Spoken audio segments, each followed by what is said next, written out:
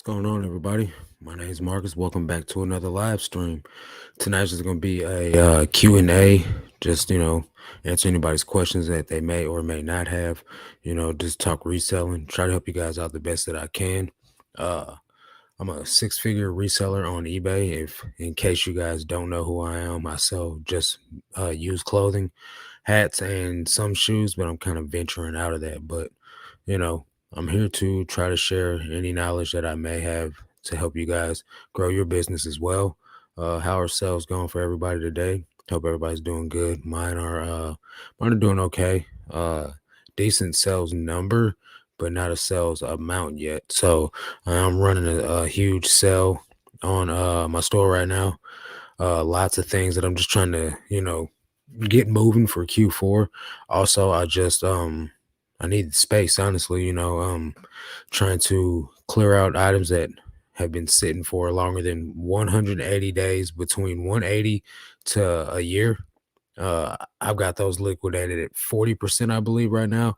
And then anything over 6 months or anything over 4 months to 6 months, I got on sale for 30%. Then the rest of the store is just on the basic 22% off sale that it's always on. Trying to get things moving. What's going on, Scott? How you doing, bro? But I had noticed, so my last sale was running until October 4th.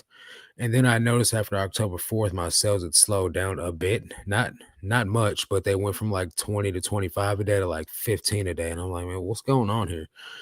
So I went into my marketing tab and noticed that my sale had ended a couple of days before then. So I got the sale back running again. And today so far I'm at like 17 sales, and we still got quite a few hours left in the day. I did just send a few offers, so we'll see how that turns out for me. Do you guys ever go in your metrics and find out how many sales are from offers, or from offers that you receive, or from offers that, you know, if you guys understand what I'm saying, um, promoted listing sales and all that? I just looked earlier. So for my store for the last um month, 440 of my sales were from promoted listings. 85 of my sales were from best offer, where they sent me an offer, and 211 of my sales were from an offer that I sent, for a total of $14,000 in sales. Uh, just interesting to see how well things go for you. Scott, it's in your performance tab on the seller hub, and then you just go down to sales and just scroll down on the bottom of the chart. What's up, Hillary? Miss Lachey, what's going on? How y'all doing? I don't check my metrics, but I can easily tell that more than half of my sales come from best offers. I don't check that metric as often, because I mean it kind of matters, but it kind of doesn't matter to me. As long as I'm making the sales, I don't necessarily care where they come from. I know that the bulk of them come from promoted listings, and I mean that's very, very obvious because it tells you on a sale when it's from promoted listings.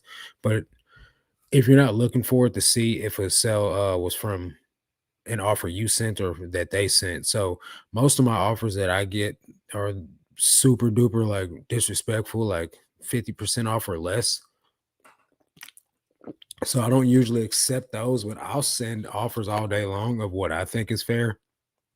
And obviously, 211 times it worked.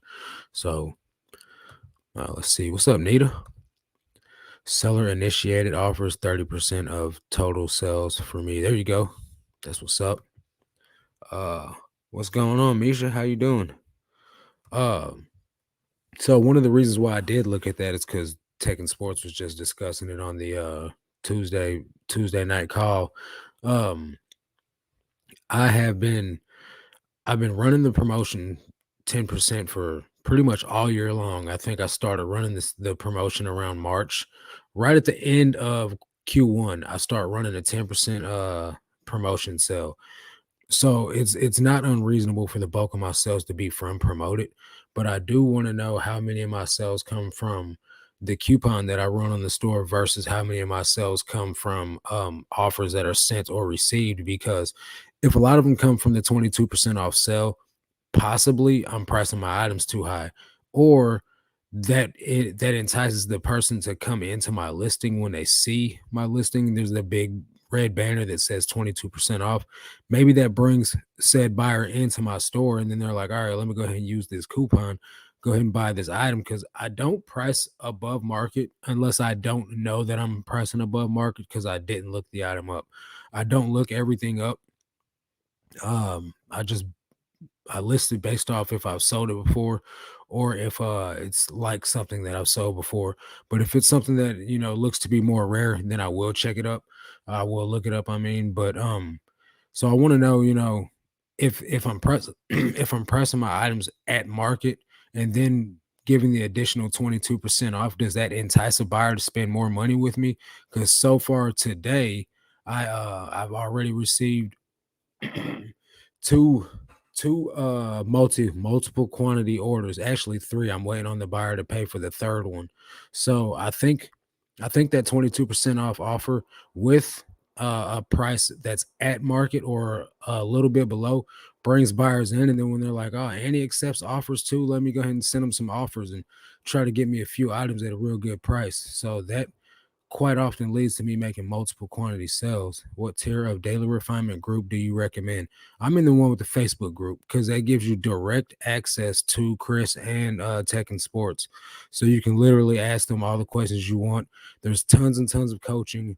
There is the Facebook group where you can post any questions you have, and there are over 2,000 people will answer you. Tech answers every single post, and I'm not playing. Um, and then it's just a ton of tremendous amount of value in there, man. Like there's one call that's in this group that will give you reoccurring money. It pays for itself every every month. I'm sorry, I'm stammering. But if you can't afford the $35, which it is a write-off, you can write it off on your taxes. And like I said, the group pays for itself, but just get the Patreon, at least listen to the full length podcast, the real live show. Yes, sir. What's up, Tim? How you doing, bro? My guy. What's up, Devin? How you doing? What's up, Marcus? First time tuning in on the live show. Hey, I appreciate you coming and hanging out, man. Hey, yeah, that's my guy, Tim, man.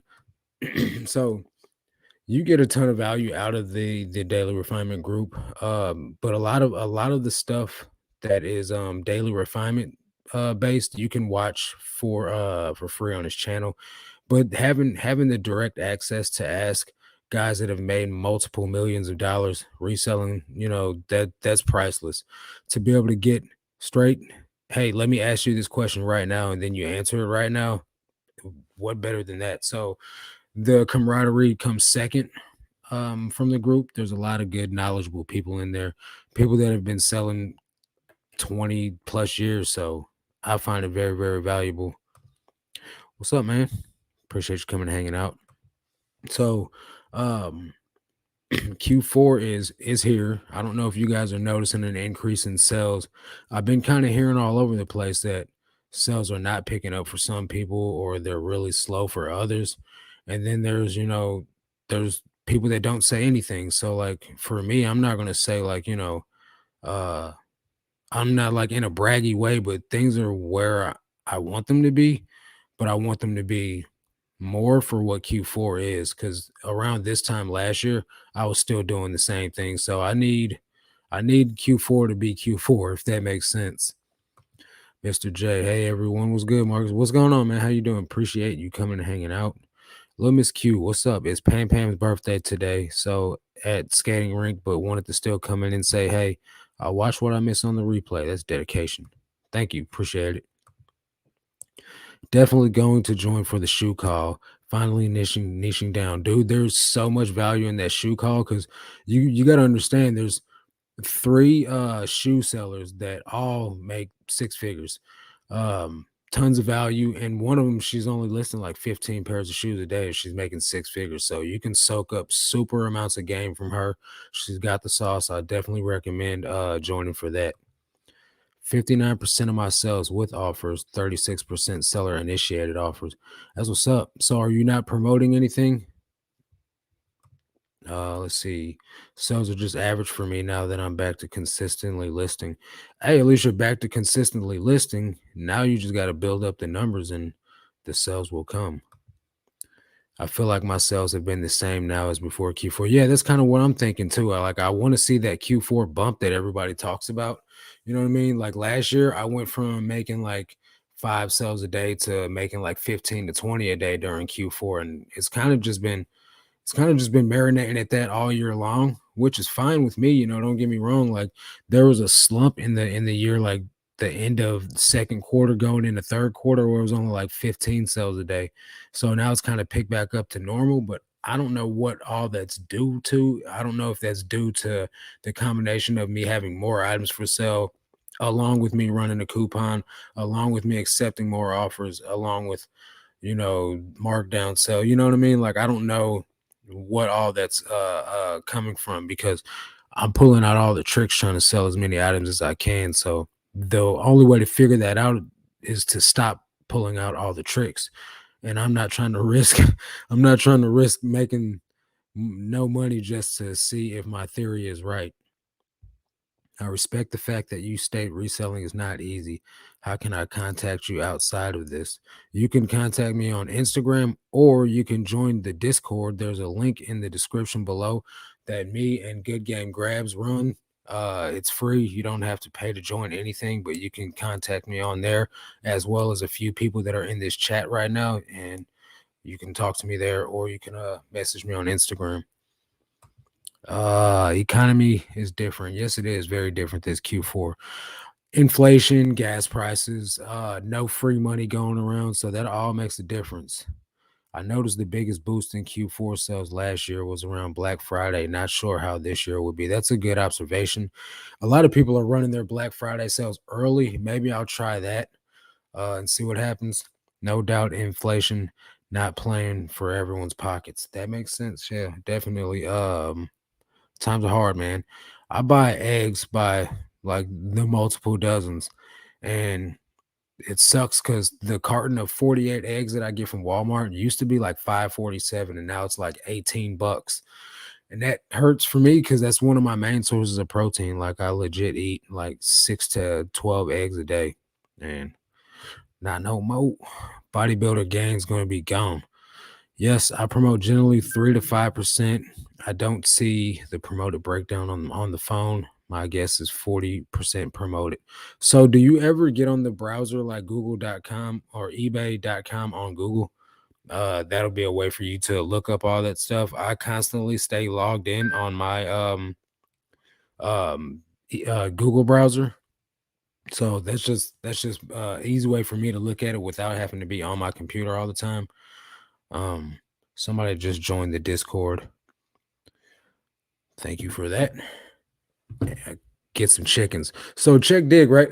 My pastor, he has a bunch of chickens. I don't know how many a bunch is. I'm assuming he has like at least 6 to 10, maybe, possibly. But I asked him the other day, he's like, there's nothing more rewarding than looking out my back window and seeing my chickens. And I'm like, man, you need to give me some of them eggs, man. Like I was trying to buy them from him, but he just brought me a dozen of them later on that afternoon. So shout out my homeboy Chad, Pastor Chad. Love you, bro. Let me get some more eggs.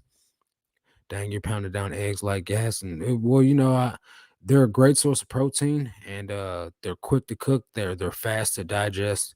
Lots of reasons why I eat eggs a lot, and they're cheap protein. Well, cheap-ish. For Black Friday, Cyber Monday, I'm gonna run free shipping just to test it out since I sell shoes. That is super scary, bro. And I'm gonna tell you why I would not do that.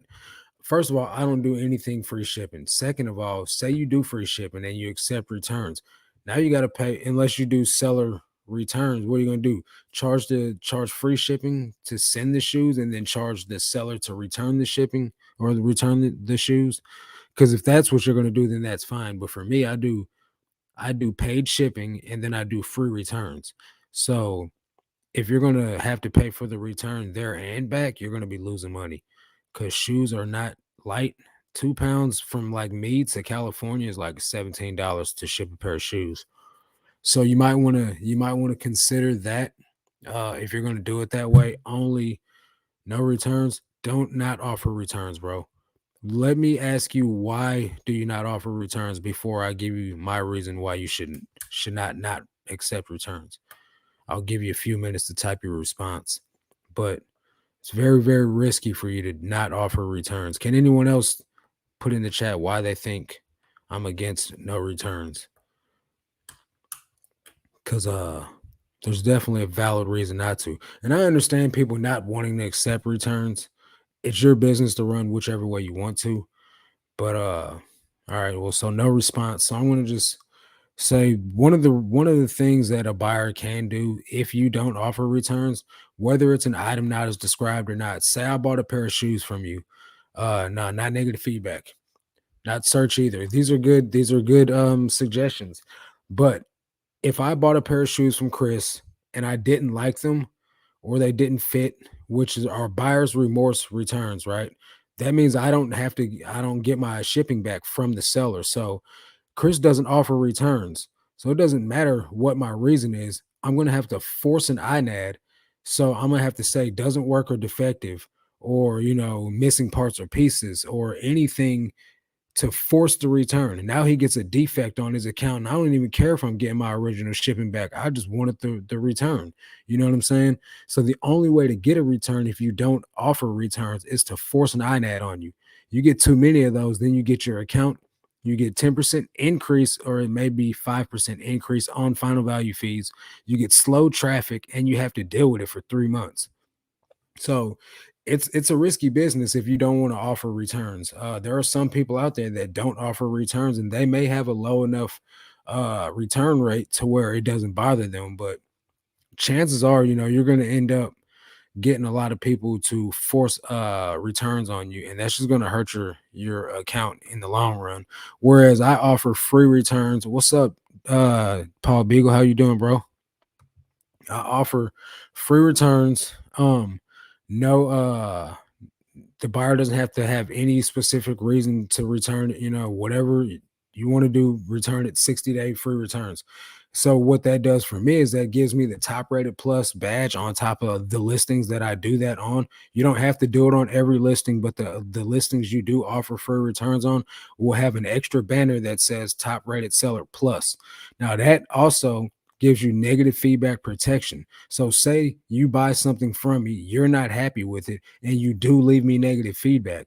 If I get you to open a return, if I get you to open the return and you send the item back, as soon as I get the item back and refund you, the negative feedback automatically gets removed. It's not something that I have to, hey, eBay, I've done my part. Can you do yours now? It automatically gets removed. However, if I can't get the buyer to open up a return, I'm kind of stuck with the negative feedback. If I can't get the buyer uh to do a feedback revision request, then I kind of have to eat the negative feedback. That's why I do have one negative feedback on my account right now.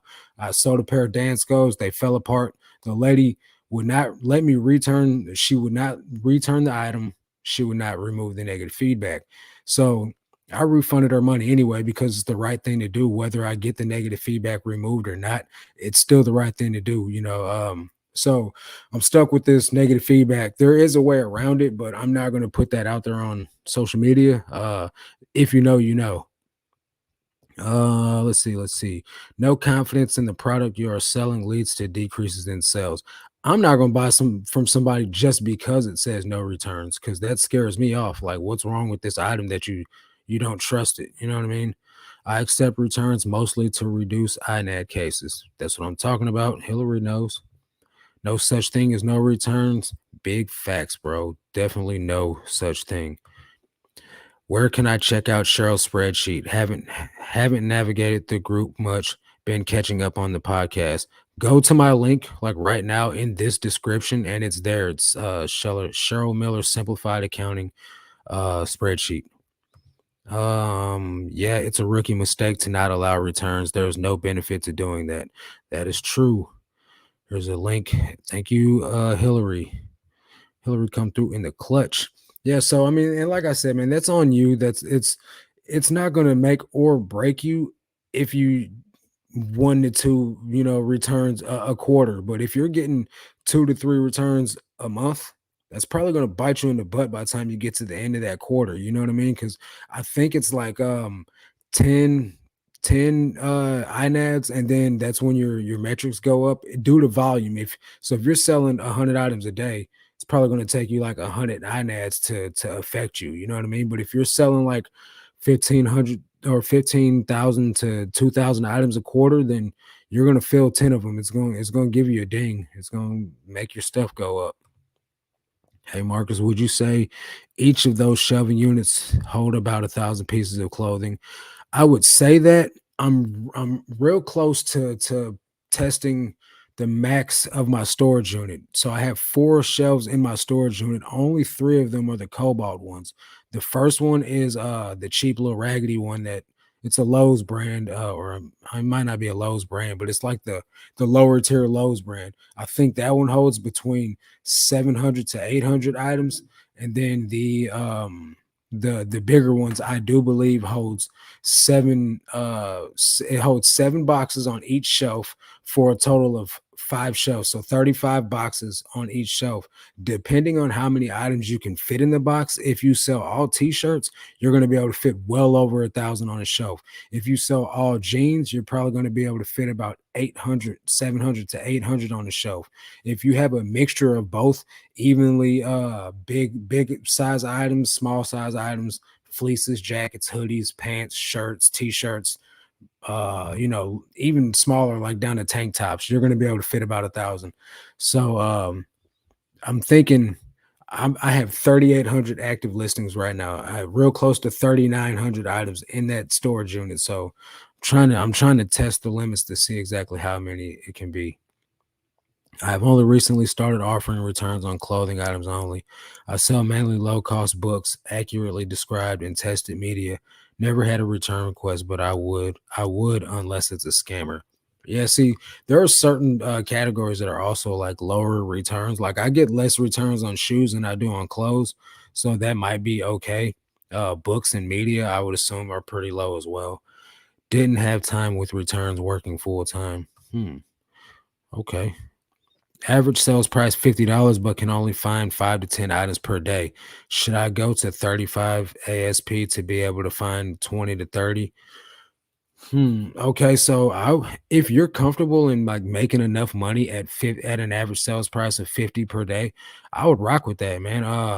Now if you are trying to grow, continue picking up the $50 items and then just sprinkle in a 20 to $30 item or two as well. And just don't you don't have to go to 10, but if you can comfortably find 5 and add 2 to 3 20 to $30 items, at least for a little while to try out the theory, do that. And if you can find 5 $50 items and 5 20 to $30 items, go for that and then do the 10. But you want to be cautious of the amount of money you have coming in cash flow, because you don't want to overspend what you're making in your business.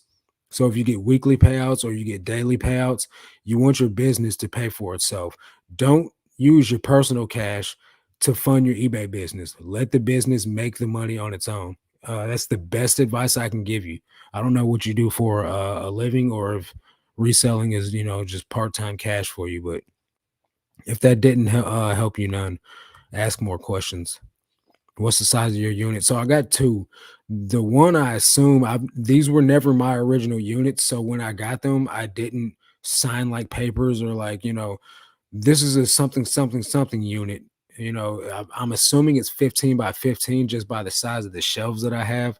And then the second unit, I think, is more like 10 by 12, because the second unit where I have my desk in, if you guys have seen my what sold videos or any of my videos where I'm in my units, the one that I do my shipping out of is smaller than the one with the 4 shelves in it. So whereas the the main storage unit has enough room on the wall for 2 shelves on the left, and on the right it has enough room for one whole shelf, a gap about this big between the next shelf and then the end of the third shelf. The other storage unit across the hall does not have room like that. Just enough room on each wall for one shelf. What size boxes do you use? So I use 30 by 30 or 30 by 10 by 10 predominantly. I did try out 30 by 8 by 8 for a moment. I didn't like them because what happened was I ended up stuffing the boxes really full and they ended up stretching out to a 30 by 10 by 10 anyway, just because I was putting all different types of size items in there, from hoodies to Carhartt jackets to jeans and t-shirts. So if they're going to just bulge out on the sides to a 10 by 10 anyway, I just went ahead and just kept buying the 30 by 10 by 10. I do have links in my description for the boxes that I use to make it easier on people to find them. However, when I first started buying them, I was buying them from Uline. Uline is ridiculously expensive. It makes no sense how much they charge. But the thing about Uline is you get your stuff almost immediately. So whereas I'd order a case of boxes, they'd come in 2 days. Versus Amazon is like 4 to 5 days sometimes. So if you don't need them right away, get them from Amazon. If you have Amazon Prime, it's like $69 for 20 boxes versus 25 boxes from Uline for over $100, and it takes 2 days to get there. But the quality of the boxes is the same, in my opinion. People can just force a return. I didn't accept returns until people forced a return. That is very true, bro. That's exactly what we were saying. You don't want anybody forcing anything on you, and then they can leave negative feedback over that too. And then you got to go through the hassle of trying to get all that removed. What's up, Dennis? How you doing, bro? Bearded Poke Tuber. I see you changed your photo. Your boy got that hair draping, looking like a Rasta man, but with curls though. What's up, Dennis? Hi, Scott. Yeah, Uline was crazy expensive. So ridiculous, man. So like I said, it's like $69 free ship with Amazon versus I think it was like $135 or $139 with Uline. Hey Rob, what's going on, Junk Monkey? Appreciate you guys coming and hanging out. So yeah, you can go with whoever you like, and you don't have to use the boxes that I use. I just want to put that out there. You guys find whatever shelves you're going to use, and then find a box that is the size of the shelves. The 30 by 10 by 10 just happened to fit perfectly on the shelves that I'm using with no space left over. You might want to get a 30 by 12 box. Just find what works for you. You don't have to use what I use. uh so yeah, anyway. um let's see, anybody got any other questions, put them in the chat. I'm just here trying to answer any questions, or try to help you grow your business. How's Q4 going for you, Rob? What about you, Dennis? How's Q4 going for you guys? So i got a I got a lot of questions about those shoes that I was donating. I guess people watched the video, and then, like, as soon as they seen that I was going to give the shoes away, they didn't finish the video. I ended up donating those shoes. Like, I they had been sitting for me, and then a few of them weren't even listed. So I did bring the ones that weren't listed back to relist those. But those shoes were probably duds, guys. They were bad buys. I'd had them over, well, not over a year, but close to maybe over a year. I had those shoes sitting on my eBay store, and they weren't selling. So I wasn't gonna I wasn't gonna pawn them off on anybody and then have someone mad at me for giving them shoes that didn't sell. You know what I mean? Uh Okay, let me get the Rob first. Not so good. Ran out of inventory and having a hard time sourcing anything. Hey, that sucks, man. What are you trying to source? Just anything? Still up and down week to week. Finally put together 2 solid weeks, but really wondering if it's going to be steady through the season or not. Yeah, I'm hoping that. I personally want, a bit more sales than what I'm having, so I'm wondering the same thing. But as long as I'm making enough to cover the bills and everything, I guess it doesn't matter. I would like to continue growing though throughout all this. I'm almost transitioned to numerical skew. I like it better than label bins. What I didn't like about the bins was unstacking them every time I had to go into a tote. I used the 10 by 10 by 30. I saw a 10 by 10 by 48. I may try. So what I've heard about those is, yeah, you can fit a lot of stuff in there, but I don't know about you. My 10 by 10, my 30 side, whatever, my boxes get heavy, right? With just especially if it's all jeans in one box, it gets pretty heavy. Not that I can't lift that, but say you got somebody that's helping you, you know what I mean? Maybe they can't lift a 50-pound box over their head to put it on the top shelf. You know what I mean? So if they can't lift a 30 inch long box, what makes you think they're going to be able to lift a 48-inch long box? That's probably going to be 100 pounds. So if unless you're like, trying to get a shoulder press workout on every single day, putting up boxes on the top shelf, go for it. They do stick out awkwardly far off the end of a shelf as well. So keep that in mind too. What's up, Danny? I'm doing pretty good, man. Hope you are too. Anything bins have been dry and the regular Goodwills are priced too high. I have a bunch of nice watches, but I want to save those another couple of weeks. Yeah, the Goodwills, I don't go to the Goodwill like around my neighborhood. Last time I went in there, there's never anything there, first of all. Like, I mean, like large gaps of space on the shelves and on the racks. So I stopped going there. Plus, what they do have is overpriced and sometimes it's flawed, like holes and stains and stuff, and they're still asking like $20 for a pair of Levi's. So I don't go there. I do go to the bins though, man. And what I've come to find out is, clothing is something that I can find in abundance. That's why I sell clothes. I don't sell clothes because I enjoy it. I sell clothes because I don't have a problem finding the amount that I need. And even at the bins, like the last time I went yesterday on Monday, I only got 175 items. I try to get 235 or 231 items every Monday when I go to the bins. Sometimes that happens with ease, sometimes that doesn't happen. And last yesterday was one of those times. Should I accept a low ball to get sales rolling? Does selling one item boost your other items on the eBay algorithm? So that is the $1 million question. If it's like first thing in the morning, I'll accept a low ball offer to get the ball rolling. Yes, one sale does get, the algorithm. I don't know how it works, but one sale does get traction going on your store. You want a lot of velocity in your store regardless. So sometimes say it's 7:30 right now, right? Say I was $400 behind the curve on what I'm trying to make for that day. I'm probably going to accept every single offer that comes in because I drastically need to move items so that way I can reach my monetary goal for the day. So if you have like a goal of you want to make $100 profit a day, accept any offer you need to get there if it gets past 5 p.m. and you're not making progress. That's just the way I do it. I'm not recommending that you do that, but you got to be you got to be mindful of what you paid for the item, how long you've had the item.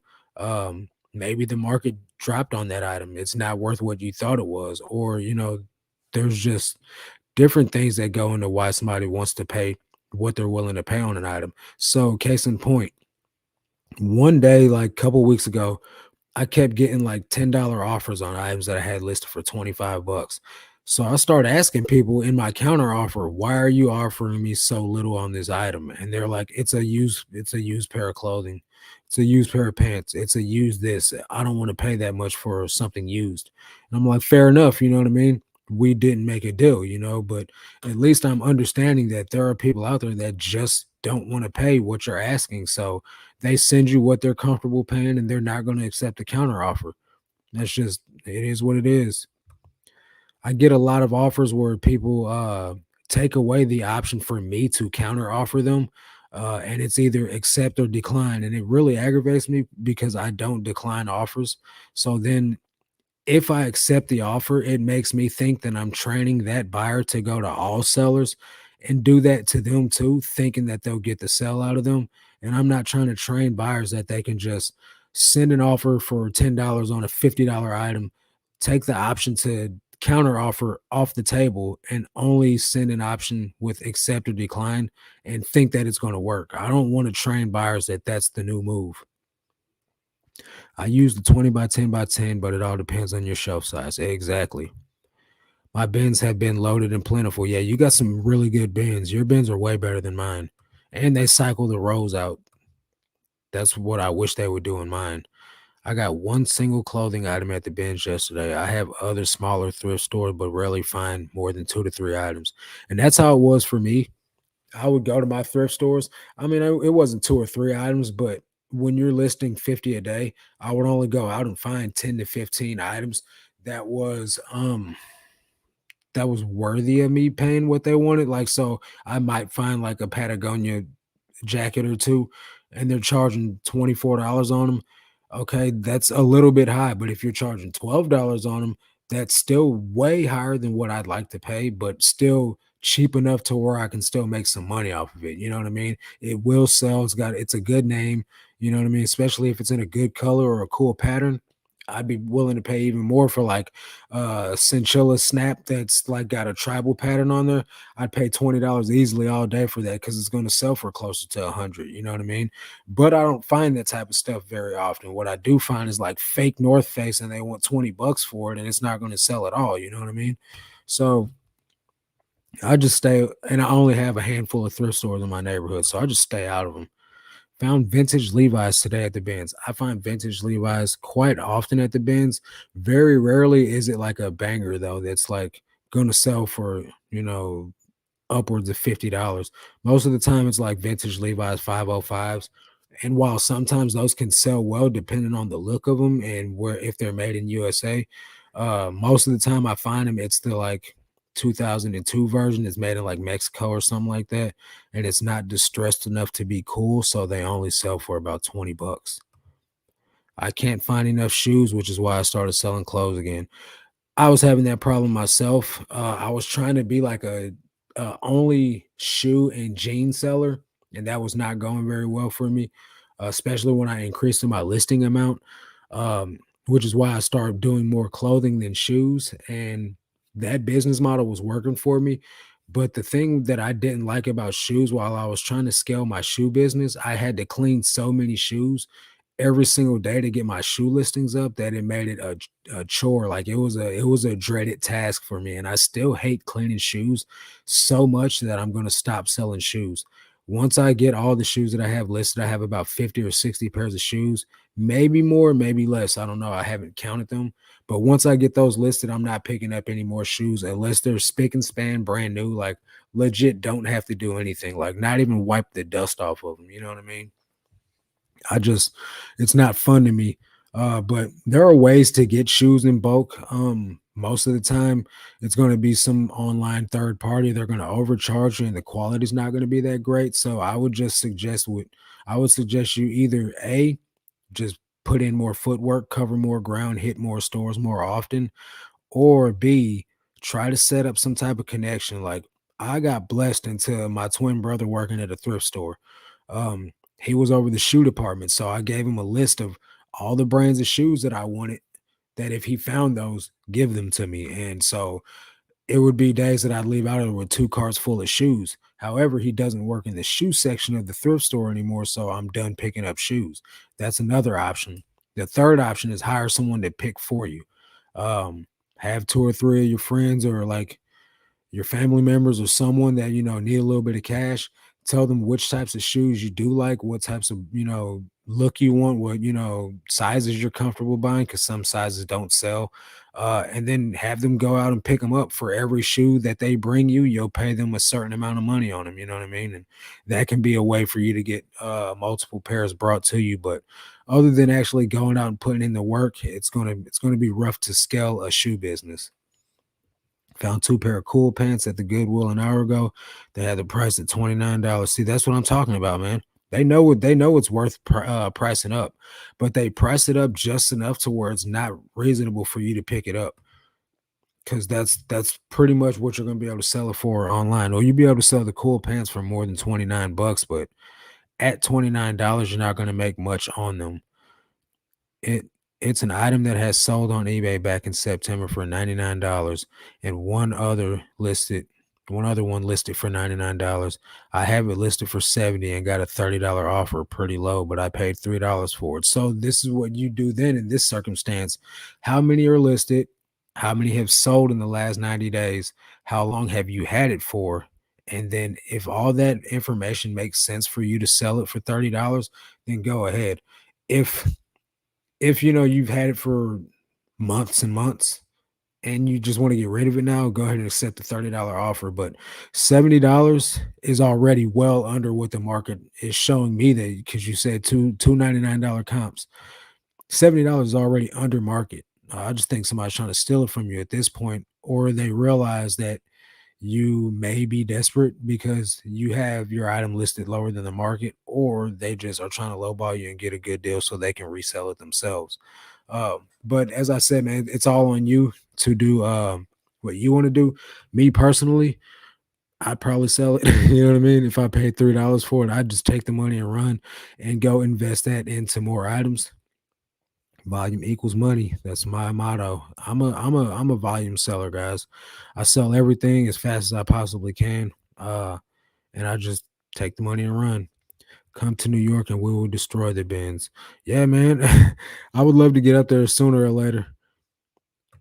What's up, Cyril? How you doing? Shoes take me too long not to list.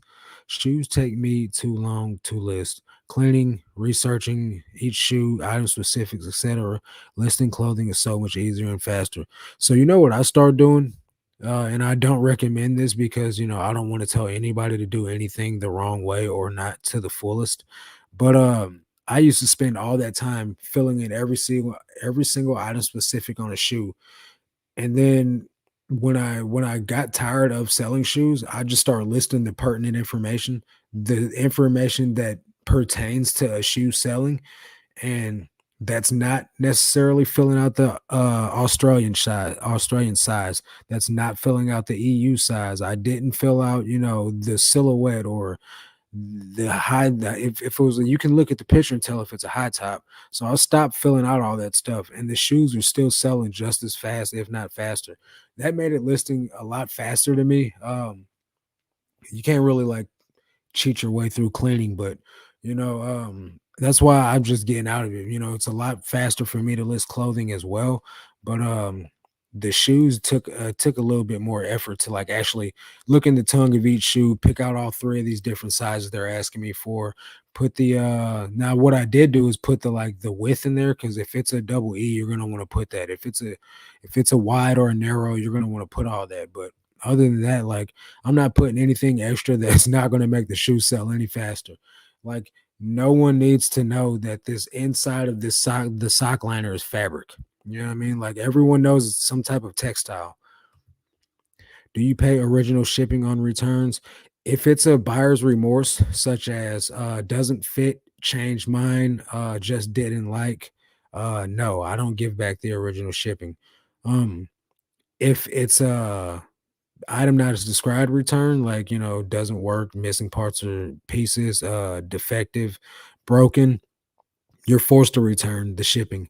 You're not forced to return. It's it's a requirement. They will say in the requested amount, the full amount will be there. However, if a buyer forces a false INAD on you saying, okay, so say you sell someone a large shirt, they say this shirt fits like a medium, item not as described. It's technically exactly as described. It's a large, measurement shows a large, but the person just doesn't know that they don't wear that size shirt. They might wear an extra large. They open an item not as described return, so you can therefore withhold the shipping. In the comment box that's on a return, you will say, this is a false item not as described. This is a large shirt, tag says a large, picture show a large.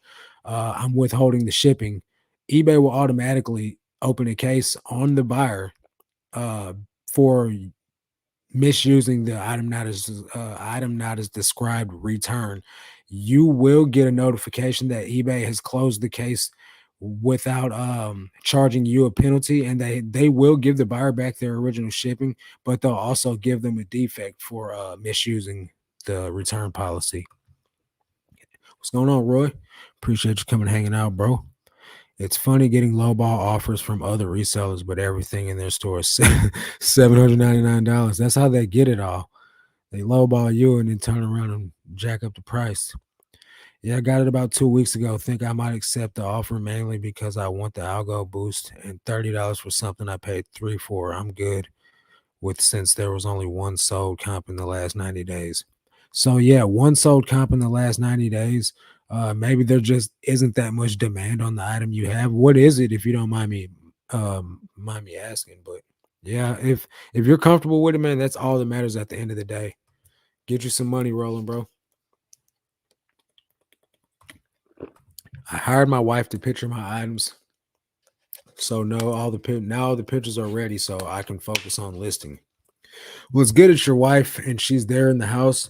The only thing that I've noticed with me, I don't know how it is with anyone else. Even if I take like a 10-minute break or an hour-long break in between the photo to listing process, I start forgetting flaws, which is why I started writing them down. I know you can't see that text, but these are flaws that were on the items that I was listing today. Cause like I'll take all my photos here and then walk down to my girlfriend's house and I'll do my listing there while I'm hanging out with her. And then I'll forget if something is black or if something is navy blue, because in the pictures you kind of can't tell, you know what I mean? Navy blue and black look very similar if you don't remember which one it was. And I did actually sell a pair of pants to a guy as a pair of black sweatpants, and he's like, "I'm very disappointed. These are navy blue. I want my $12 back."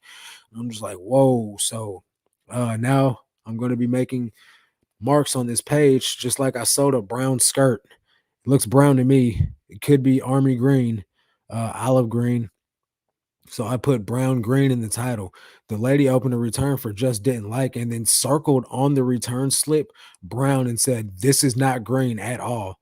So I looked at it, definitely is brown in the light, and I'm like, it's definitely brown, but here's your money back. So, you know, you just gotta be careful of your wife noticing a flaw and then forgetting to let you know about said flaw, and then that way you list an item and then boom, item not as described. Because that happened to me too. I had a shirt with a hole in the seam on a button up. A lady, it looked like where the Goodwill tag goes through, and she like poked her finger all through it. It was like, "There's a hole right here." Or it doesn't work, missing parts, or it doesn't work slash defective. So now I got a freaking INAD over a tiny hole in a seam I didn't even notice. So just be careful that your wife is documenting any flaws she notices for you while she's taking photos. Do you try closing sales if the customer does not pay? In other words, do you ask them to pay or cancel? There are times I'll send you an invoice the next day. Say you buy something from me right now, 746, but you don't pay tonight. In the morning, as part of my procedure, just every single day, I get up and I send invoices to all my waiting for payments. And what I'll do is I'll say, so especially if you sent me an offer on something and I accept and then you don't pay, I'll leave a note in the comment box. "I've accepted your offer. When can I expect payment? I'm packed and ready to ship." Usually that gets them to pay. Sometimes it doesn't.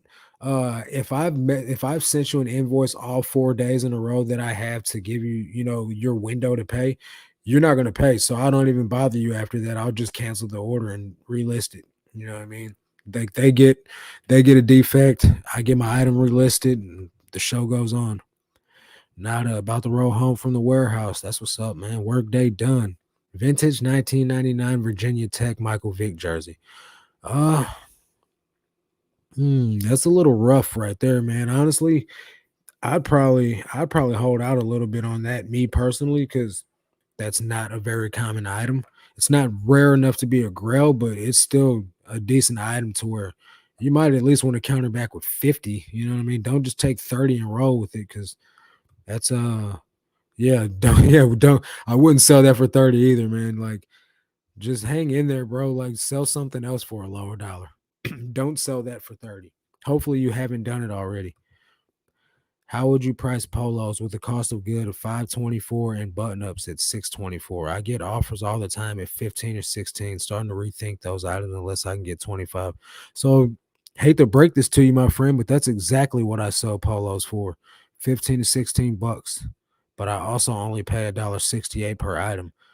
At the end of the day, you gotta weigh it on a scale. How fast do they sell for you? And when they sell, you can take the money to go buy another one, or in this case, just one. For me, if I sell one polo, I can go buy three. You know what I mean? After cost of goods and fees and all that stuff's taken out, I can go buy three more if I sell one. But at your price, that's only enough profit to go buy one more. that's still okay. You know what I mean? You can still recoup your original investment and go buy another one. There's no money left over to save any, but you're still not losing anything and you're growing the business. So essentially that business model works.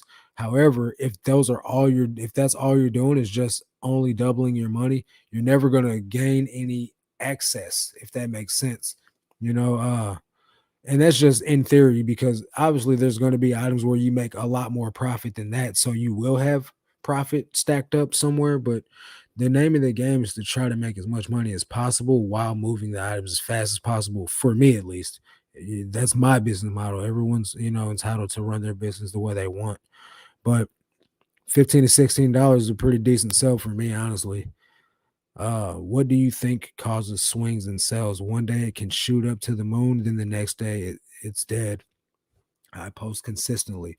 There's a couple of things, honestly. So one of the things would be the variation of priced items you list. Hey, it's my brother.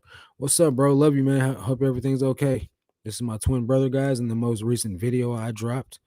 Uh, so yeah, back to what I was saying. Say you list all $15 items one day. Then the next day you list two $100 items, two $50 items, then the rest all $15 items. And then the next day after that, you list two $300 items and all $15 items. You're going to have a lot of fluctuation on the days where one of those $300 items sell, or one of those $200 or $100 items sell. You know what I mean? So your sales can be up as far as a dollar amount, or you can sell more items, quantity of items, and still not even make what you're used to making. Or you could just knock it out of the park, you know what I mean? Both quantity wise and dollar amount for that day. Um, it just really all depends on the quality of items you're selling, the desirability of it. If you're listing all Hey Band, Camel Joe, not Camel Joe, or what's like a really basic brand nobody buys. I would have said Faded Glory, but I've been selling that stuff. So you just get a low tier brand, insert low tier brand here at $10. If you list 1,000 no desire, necessary, or no desire around that item, nobody's going to buy those, and your sales are going to be in the mud. So that's just a piece of thoughts on that. Sometimes it's due to traffic, man. The algorithm has to share everybody's listings equally. So, and they're doing this thing now where they're giving buyers the option to have repeat sales, repeat buyers, coupons, things like that. So you kind of got to play around with what you have at your hands to generate as many sales as you can on your own. Do you ever end listings and sell similar? If not, what's your thoughts on that? I used to do that way back in the day. After joining the Reseller Nirvana group, I did get another outlook on it, versus if I have 1,000 items and I end 50 of those items, I sell similar. Even if I do change stuff, I'm back to 1,000 items. The algorithm is smart enough to realize you didn't add nothing new to your store. So you're not going to get any more sales. And the metric that I heard this morning in the mastermind call was, those, say you listed 50 items, only 20% of those items are going to get additional traffic as a new listing would gain. All 50 items are going to gain fresh traffic. So am I going to waste my time ending an item and selling similar on it? Not really. The only time I'll sell similar on something is if I had a buyer buy it and then they return it, or they cancel on it, then I'll sell similar on the item. Other than that, I just slash prices, man. If it's not moving, I'll slash the price. Anything will sell if it's cheap enough. So that's what I do. Good, bro. Just wanted you to know that I'm here. Right on, bro. Cost of goods of over 5, I would die. Yeah, me too. Definitely. Now there are times that I do pay over $5 for things, but I average all my items, my total buy cost for the whole year. So even if I spend $20 on all items today, I'm going to average those in with all 7,000 items that I've bought all year long. And it's going to bring those $20 items down to probably about $1.75. You know what I mean? It's going to make my average go up a slight bit, but it's going to bring the buy cost on that particular buy down so drastic that it's going to make those items insanely profitable. I usually get $16 to $21 for standard. used polo, got 60 for vintage Hawaiian polo. Yeah, and now if it's more rare, I'm not gonna expect a $16 sales price out of it. If it's a vintage like rugby, I'm expecting like 60 or $70 out of it. You know what I mean? You got to know what your polo is. Don't undersell it. Uh, Definitely don't undersell it because there's some polo guys out there that will snatch that stuff up and snipe it off your hands as soon as you list it as men's polo shirt. But really, it's men's rugby vintage polo shirt with a big pony on it, and the numbers on the sleeves, and you sold it for $12 when really you should have sold it for like $70. If you don't allow returns and want to switch, do you have to go to every listing and manually change it, or can you do it in bulk? Also, when creating a draft, do you have to change return on each item? So you can do bulk editing. You go to the active listings page. Let me just walk through it real quick. You'll go to active listings. And then what you'll do is check the box that says actions at the top left corner. You'll select all, and then you'll hit the edit button immediately above that. And what you'll do is edit the selected or either edit all of the listings, depending on how many you have. And then that will bring you to the option to edit your shipping options, and you could just change it all there. Uh, what was your other question? The other question was, um, when creating a draft, do you have to change return on each item? If you're creating a draft and you still, so say you've changed all of your shipping options as returns, and then you go to your next item to create a draft and it does not do that, eventually the algorithm will catch on to, hey, this guy's offering returns now, and it will do that. It will start changing it automatically. Now if it doesn't automatically start doing it, you can go into business policies, which is a whole nother bag of tricks. Like I did that and opened up a can of worms and just opted out of the program because it was overwhelming. I'm not doing that. But what you can do is you can just list those items as well when they do go live, and then just bulk edit those until the algorithm catches up to what you're doing. Eventually it will stop doing that. And whatever the norm is on your listings, the algorithm is going to, or the listing is going to auto populate whatever you normally do. So like for me, the bulk of my items go out first class. So even when I'm setting my shipping, it automatically throws a first class rate on it until I change it. Unless I'm selling similar off of a current listing where everything's going to stay the same, then it's going to auto populate a first class shipping, because that's usually what I do. Um, but yeah, when I started the global shipping program, it wasn't on every item either. And then eventually it just started auto populating that on there too. I think Matthew should get paid for all his hard work.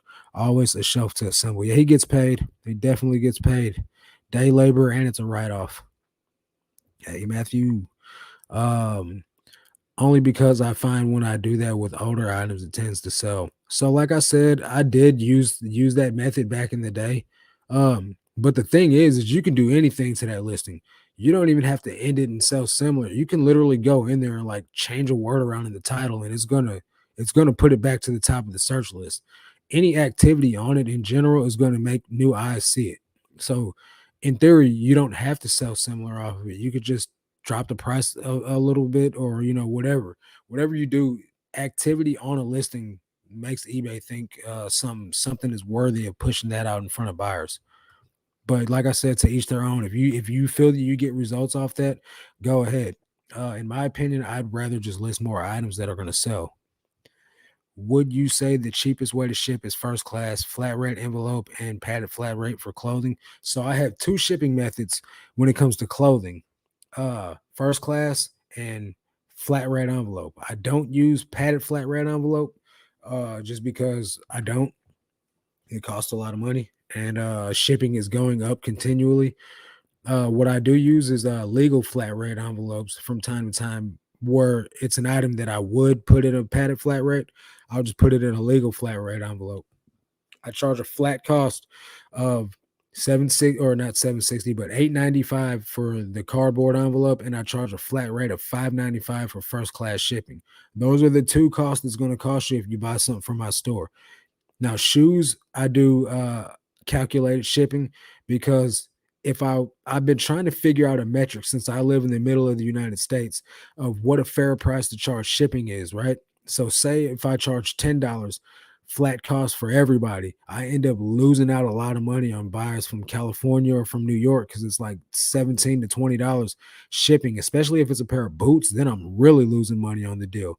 So I tried it out at $12 and it still was losing me a lot of money in the end. So I just went back to calculated shipping. I don't sell that many shoes to where I feel like I can monopolize on a flat rate shipping and give the buyer a great cost. I'm just going to continue my shoes on calculated until I run out of them. Now, I do hats at a flat cost of $5.95 as well because those are first class too. But I use the free shipping supplies from eBay. I use my coupon for free shipping supplies from eBay and get my hat boxes from them. Be picky with what you pick up. If it's a booty brand, you are triple working yourself. That is true. Very, very true. Do you do markdowns on stale inventory? That's the first thing I said when I started this live. I do uh so right now, if it's 6 months to a year old, it's on sale for 40% off right now. If it's 4 months to 6 months, it's on sale for 30% off right now. If it's older than I think I'd set it at 45 days. If it's older than 45 days, I got it on sale for 25% off right now. Then the rest of the items are automatically on sale for 22% off as soon as it gets listed. All right, have a good night, bro. Love you, man. Don't do global shipping on Levi's. You can do global shipping on used Levi's. Don't do global shipping on brand new Levi's. It will get you a Vero. When do sales really start picking up for Christmas? Closer to Black Friday. Do you think one day handling time increases sales? I most certainly, absolutely, 1000% think one day handling time increases sales because you got to look at it like this. If you're going to buy something and you see that the buyer's got 7 day handling time versus the same exact item, same price, but the buyer does 1 day handling time, are you going to pick the 7 or are you going to pick the 1? What about pirate ship? What about it? Pirate ship has the same exact cost as eBay does. I don't know how they got that play, but they did. They give you the same, it's the same exact price. And the thing about pirate ship too is you can ship a 5 pound item in a box in a bag and get way cheaper shipping on pirate ship than you can eBay because they do the cubic shipping. So like whereas it would cost 17 $18 on eBay, it'll be $10 on pirate ship. What's your revel? I'm not sure what that means. How many months in did you go? How many months again did you go full time? Did you gain full time income? Okay, so I've been reselling part time and was not making a full time living. I went full time October of last year. I didn't still start making a full time living until probably the summer, this past summer. So 6 months in, like that, somewhere around there. So it's not as sweet as everybody thinks, man. Like you really, and that's when I started doing 50 a day. Like you really gotta like put up some significant numbers or sell high dollar items to make a full time living fast. You know what I mean?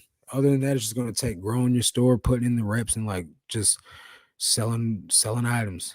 I like Pirate Ship for UPS shipping. eBay doesn't charge till weeks later, whereas Pirate Ship charges daily. Yeah, that's ridiculous. You sell something on UPS and it doesn't charge your account until until it arrives or until it gets shipped, or I don't know what the metric is, but you're right, it's not immediately. So yeah, guys, I'm gonna give you guys a couple more minutes in case anyone has any more questions. We are at the end of the live. I do 3 day handling time and ship the same or next day. I do package pickup requests and my USPS never scans anything. Some things go missing for days and I will get a strike. That's why I drop them off at the post office and watch them scan everything. However, if you do have a driver that is coming to do pickups, find out what it's going to take because it is their job. They are required to scan those packages. Find out what it's going to take from that person. Give them a bottle of water, give them a soda, give them a gift card, whatever you got to do to get eBay to get them to scan your packages. Tell them it's your livelihood, tell them it's your job, and they're hurting your account. You can even get in your metrics and show them these are the defects I'm getting from you not scanning my packages. You know what I mean? And if they're going to be, a negative person or, pop off or I'm not going to do that, you know what I mean? Like go to their supervisor, bro. Like for real, tell them they're not doing their job. Find a different, mail carrier. There's ways around it, but I do feel your pain because my last postal worker didn't scan them either. 1,000 items, 2% sell through at 5 items a day, listing 10 a day. Is that a successful store in your opinion? Well, first of all, you're selling 5 a day and listing 10 a day. I would say that's successful. One of the metrics in this reseller Nirvana group is if you sell half of what you list every day, you make enough cash flow to survive. So I would say you're doing just fine. How do you ship out your items? Do you have UPS? No, I take it to the post office because my postal worker doesn't come until like 4 o'clock, and that's cutting it too close to closing time for me to feel comfortable. And plus, the daily truck that ships out to the distribution center leaves the station by 3. So if I wait till 4 o'clock for her to come get all my packages, they're not going out to the day after. So I'll just take them to the post office myself. Do you mean you sell 5 a day? I think that no, I don't know what you're talking about, Lisa. How did you figure out how many items you needed to list in order to go full time? How did you come up with 50 a day? I'm doing 15 a day and I keep thinking I need to be at 25. So I didn't make the choice to go full time with a plan. I had a job, a part-time job that was only paying me $80 every 2 weeks, and I was already selling on eBay.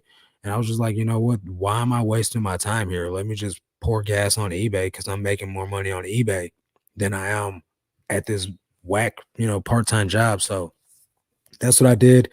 And I uh I just started listing as many items as I could at the time. I didn't have a set number. I just knew that I was going to list at least 10 items a day.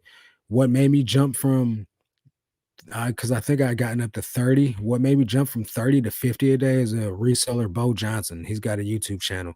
He um he was listing 45 a day by himself with 4 kids, from 4 o'clock in the morning to 11 o'clock in the morning, and he'd be done for the day. And I was like, if Bo can do it, I can do it. I don't have any kids. I have no excuses. So I just jumped up to 50 items a day just because he was doing 45. And I was like, if he can do 45, I can do 50, and that's what I did. That's the method behind why I went to 50. No particular reason, just I saw someone else doing it and I was like, there's no reason why I can't. Most common to find high ticket items. I don't really find a lot of high ticket items, but when I do, it's usually like a jacket or a pair of jeans.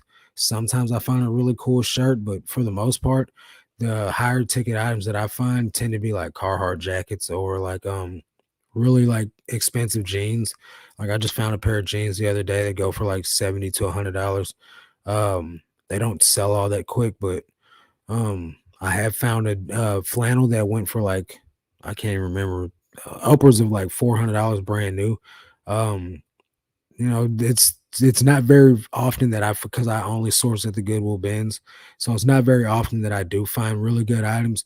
Usually, I'll find like I just found $100, $115 Columbia Gore-Tex jacket, hunting jacket, at the bins. I did find one at a yard sale a couple weeks ago. I paid up for it, but I don't really find much more than $100 items very often. That's another great live. You have a good one. You too. What's the best way to remove negative feedback? Ask the buyer to revise their negative feedback. If they're not willing to revise it, you can ask eBay to step in, but it depends on why they did it. And if you offer free returns, you'll be able to get your negative feedback removed without a revision. I'm a big fan of providing a scan form to my mail carrier. That way, they'll only have to scan one barcode for all my packages instead of scanning every package individually. That doesn't work for everything, though. The thing about the scan sheet is, for me, when I took the scan sheet in, they still had to scan every single package. I said, so what's the scan sheet for? And they said, that's just to get in, that's just to get a scan. It's not an accepted scan. So yeah, like it shows that they're in possession of it, but it doesn't show that it's accepted by the carrier in eBay's back end. And that's what you need to avoid a defect is an acceptance scan. Also, it doesn't have every single item on that barcode. So it's a random 20 items. You don't know which 20 items it is unless that is all you have, you know what I mean? So there could be items that get left off of that, and boom, you're still hit with a not accepted scan, on the barcode. So if it's not gonna work for that purpose, I'm not gonna use it. You know what I mean? Make sure you hit the like before you leave. We did holiday baskets to our post office last year, and they've been on point since. I love the people at my post office. They're great. All There's like 3 or 4 of them. All of them are ladies, and they're really sweet, and they do their job the correct way. Like, I can legit leave my stuff there, and I know that they'll scan the items regardless of whether I'm there or not. Do they get mad at you for scanning so many items? Nope, that's their job. I have seen his channel. He is very good at what he does. So are you. Yeah, Bo's definitely good, man. That's I saw him do it and I was like, if he's listing that many, I can list that many. And here I am. It's nice to sit here and make money watching you. Cha-ching. That's what I'm talking about. I didn't sell anything for this live, which is weird. Normally I make sales during the live stream. But I'd rather be dropping off knowledge to you guys though anyway. So I used to increase my number of active listings by one every day since sourcing has gotten so difficult lately. I draft as many as I can and list half of them every night before I go to bed. That's a great strategy. I used to add one listing every month, and then I jumped up to like, uh, wow, how does that even happen? I mentioned that I hadn't made a sale and then I sell something. Maybe I need to talk up some more stuff. That's crazy, guys. Uh, yeah, I had used to just go up by one listing a month, and then I started just jumping up to larger increments, and that's how I got to the 50. Because Bo, I'm coming in late, but thank you, Marcus, for the great content. No problem. You're welcome. Thank you for showing up. Let's get this video some more likes. Come on now. That's all good, man. People will like it on the replay. Have a good rest of the week, Marcus. Good night, everyone. Good night. Spoken into existence. Yeah, that's God. He got me. I'm going to check out his channel. Yeah, you'll find a lot of value there too. The USPS ladies get mad at me. It's awkward when I come in. LOL. They don't like me when I come in at the post office. But at the end of the day, like I said, it's their job. They have to do their job. I accept an offer. It woke up your algorithm. Yeah, it did. Thank you.